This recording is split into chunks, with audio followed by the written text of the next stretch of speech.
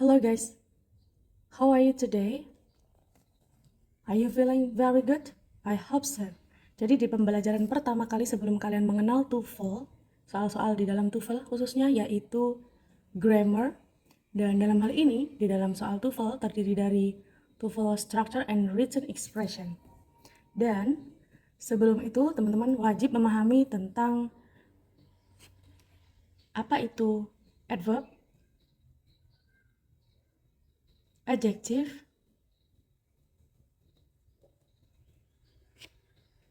dan noun secara garis besar. Dan berikut adalah soal-soal yang sudah Miss Lee share sebelumnya, dan saat ini waktunya pembahasan. Di sini ada artikel the. Jadi the itu artikel, dan setelah artikel pasti jatuh sebuah noun. The plus noun. Dan di sini ada of. Of jatuh sebelum noun dan menghubungkan antar noun, noun of noun.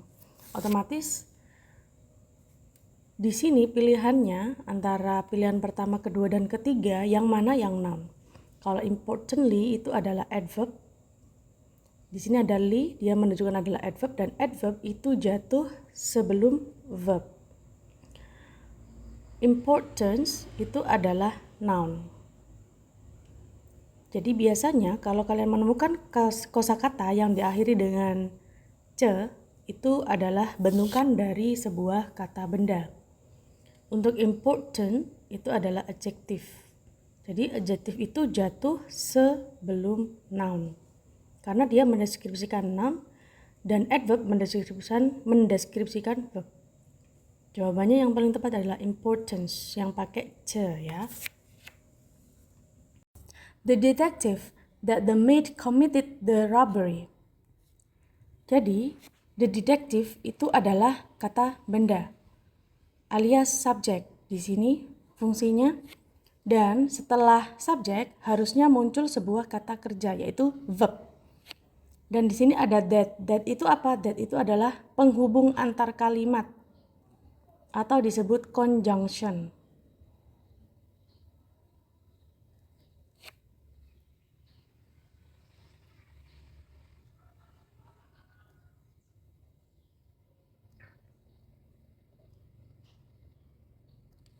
Oke, jadi setelah that di sini ada kalimat baru, yaitu terdiri dari the maid sebagai subjek, kemudian committed sebagai verb.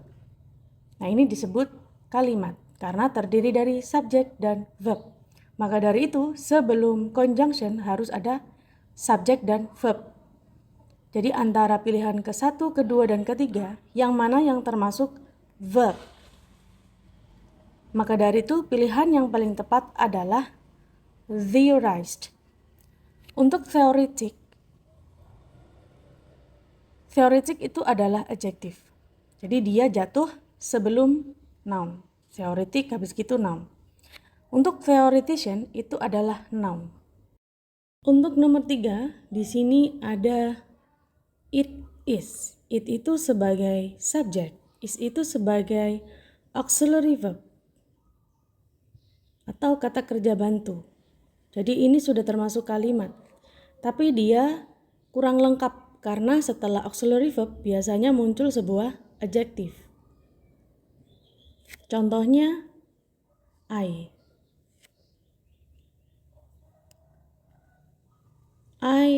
am diligent. Di sini auxiliary. Kemudian di sini adalah adjective.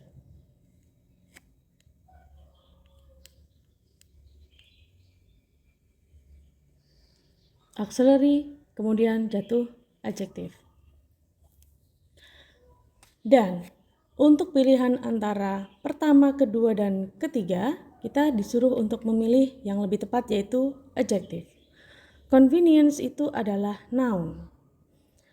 Conveniently itu adalah adverb. Convenient adalah adjective. It is convenient, nyaman. Ketika mengartikan dalam bahasa Indonesia, maka cukup diartikan nyaman bahwa they live so close. Mereka tinggal dekat to the school, dengan sekolah. Untuk nomor 4, di sini ada the patient, dia sebagai subjek, kata benda, responded sebagai kata kerja. Merespon, kemudian titik-titik di sini setelah kata kerja, biasanya muncul sebuah adverb atau keterangan dari kata kerja. Merespon dengan apa? Dan adverb di sini kita temukan di pilihan yaitu weakly, dengan lemah.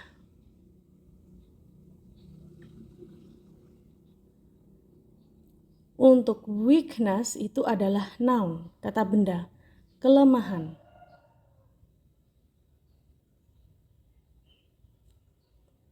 Untuk weaken itu adalah verb, melemahkan.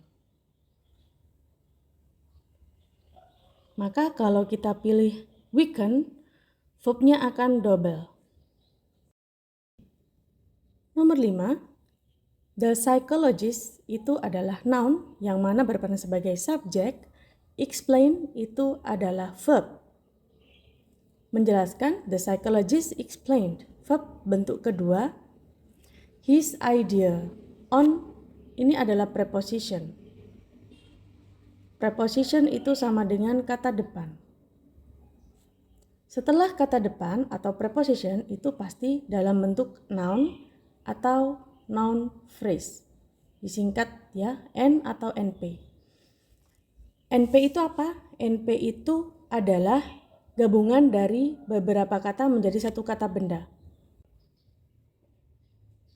Contohnya, a good girl. Girl itu kata benda, noun. Good itu adjektif. A itu artikel.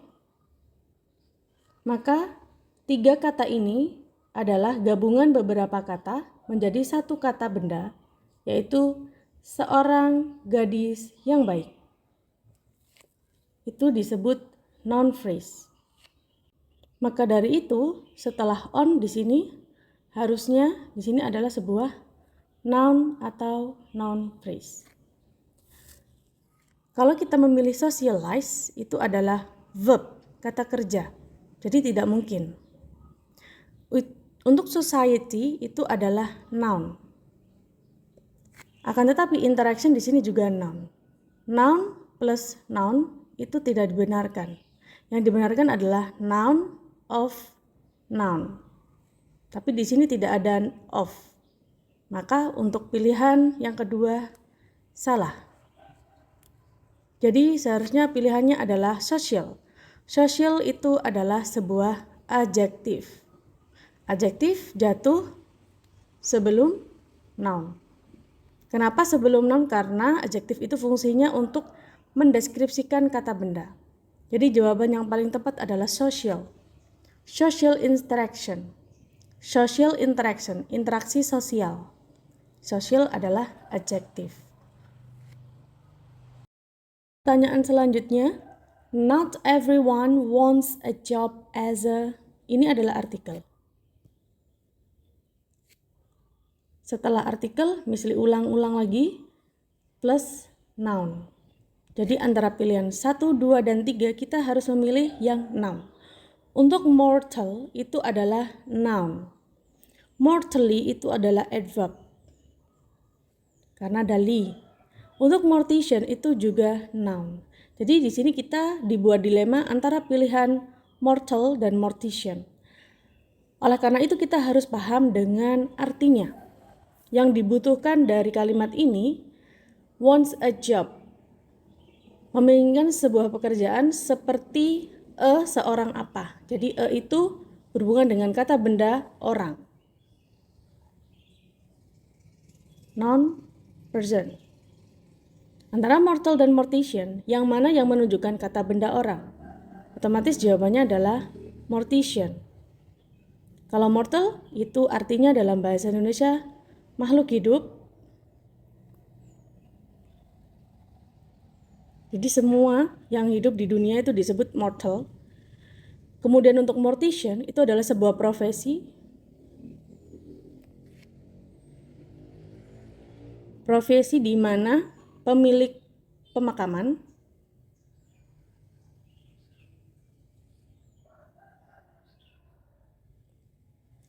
Oke, it's so clear, right? Sangat jelas ya, teman-teman. Selanjutnya nomor 7. You should not the problem. You sebagai subjek, should not itu sebagai modal. Yang namanya modal itu pasti plus verb bentuk pertama, verb bear. Modal itu apa saja? Ada will yang pernah teman-teman pelajari di sekolah ya. Will, should, may, might, dan lain sebagainya. Teman-temannya yang mana? Ini plus verb bear. Jadi, kita harus mencari kata kerja antara minimal, minimal, sampai minimally. Dan sangat kelihatan kata kerja di sini adalah minimize, meminimalisir. Untuk minimal itu adalah adjektif, maka dia pasti jatuh sebelum kata benda. Kemudian untuk minimally itu adalah adverb, maka dia jatuh setelah kata kerja. Minimally jatuh sebelum kata kerja. Selanjutnya di nomor 8. Because of a traffic bla bla bla, he had to appear on a court. Because of adalah sebuah preposition. Jadi setelah preposition itu pasti bentuk noun atau noun phrase. Kemudian he adalah sebuah subjek. Had to appear itu adalah sebuah verb. Dan di sini yang ditanyakan adalah dalam bentuk apa? A traffic berarti dia adalah satu kesatuan dari a traffic. Maka yang ditanyakan adalah kurang lebih dia dalam bentuk noun. Karena traffic itu noun, maka yang dicari di sini adalah kemungkinan besar plus noun. Kenapa? Katanya noun plus noun tidak boleh. Nah, ini adalah bentuk compound noun. Gabungan antar dua kata benda. Dalam bahasa Inggris yang lain, contohnya adalah school bus, drawing book,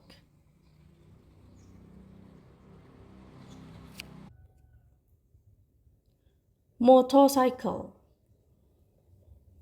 Nah, ini adalah compound noun. Kumpulan beberapa kata antar kata benda menjadi satu kesatuan kata benda. Maka dia disebut compound noun. Jadi, yang kita cari antara violator sama violation itu adalah yang bentuk noun. Untuk violate itu adalah verb yang artinya melanggar. Untuk violator itu adalah pelanggar, yaitu noun. Untuk violation itu adalah pelanggaran. Dia juga noun. Maka jawaban yang paling tepat adalah violation. Gara-gara pelanggaran lalu lintas, he had to, dia harus ke pengadilan. The children ran bla bla bla toward the entrance of the park. The children sebagai subjek, ran sebagai verb. Jadi setelah verb di sini harusnya apa? Biasanya adalah adverb atau keterangan kata kerja yang menerangkan ran. Ran itu adalah bentuk verb kedua. Dan untuk pilihan ke-1, kedua, dan ketiga, yang mana yang termasuk adverb? Ya, betul sekali. Yang termasuk adverb adalah excitedly. Untuk excited itu adalah adjective. Excitement adalah noun, kata benda. The last number. The company was unable to blah blah blah enough profit to stay its business. Di sini tuh. Yang namanya tuh bisa saja setelah tuh itu adalah noun. Bisa saja setelah to itu adalah verb bear atau disebut to infinitive dalam bahasa Inggris, to infinitive. Dan di sini kita lihat kalimatnya, the company sebagai subjek, was sebagai auxiliary verb. Unable itu adalah gabungan dari was unable. Tidak bisa. To apa? Tidak bisa apa berarti? Nah, kalau kita gabungkan tidak bisa ke rumah, ke sekolah, apakah lebih nyambung? Nah, jadi to di sini yang dibutuhkan adalah verb bear. Kalau kita melihat pilihannya, to generation, pabrik itu tidak bisa generasi, untuk generasi tidak mungkin ya. Generation itu adalah noun. Noun yang kurang nyambung dengan gandengan dari tidak bisa. Kecuali tidak bisa pergi ke, baru masuk akal. Kalau di sini generate itu adalah verb bear. Karena tidak ditambahin apapun. Kalau generator itu adalah noun. To generator. Alatnya. Jadi kemungkinan besar dan sudah pasti jawabannya adalah generate. Oke guys, terima kasih sudah menonton pembahasan di perdana kali ini. Apakah teman-teman juga sudah mengisi seperti ini? Ya, kalau teman-teman masih haus akan ilmu pengetahuan tentang TOEFL yang Misly share di dalam grup WhatsApp, maka teman-teman bisa mencoba link yang sudah Misly sediakan di deskripsi video ini. Ada beberapa soal yang berhubungan sama seperti soal yang sudah Misly bahas dan bisa teman-teman isi secara gratis. Semoga bermanfaat ya. Wassalamualaikum and see you on top.